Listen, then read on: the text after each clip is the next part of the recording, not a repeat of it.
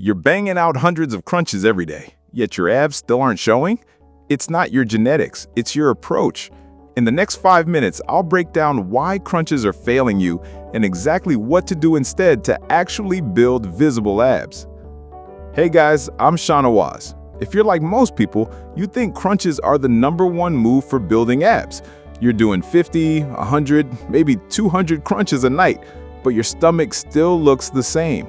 Today, I'm going to show you why crunches don't work the way you think in the simple, science-backed steps that actually bring your abs out. Myth-busting, crunches versus fat loss. Here's the truth. Crunches will strengthen your abdominal muscles, but they don't burn the fat sitting on top of them.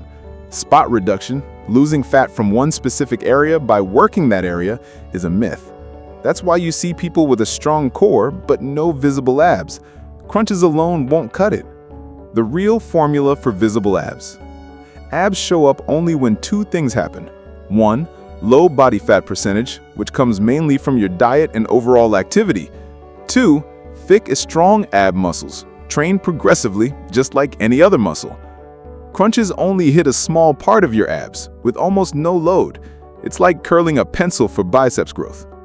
Instead of mindlessly cranking out crunches, do this. Weighted cable crunches, hanging knee raises or leg raises, ab rollouts with a wheel. These moves hit your abs deeper, through a fuller range of motion, and let you add weight over time, exactly how you build other muscles. What to do instead? Nutrition and cardio. Remember, no exercise will reveal your abs if they're hidden under a layer of fat. Focus on eating in a slight calorie deficit, getting enough protein, around 0.8 to 1 gram per pound of body weight, and regular cardio or high-intensity interval training. Combine this with progressive ab training and the definition finally starts to show. Simple weekly plan. Here's the simple plan.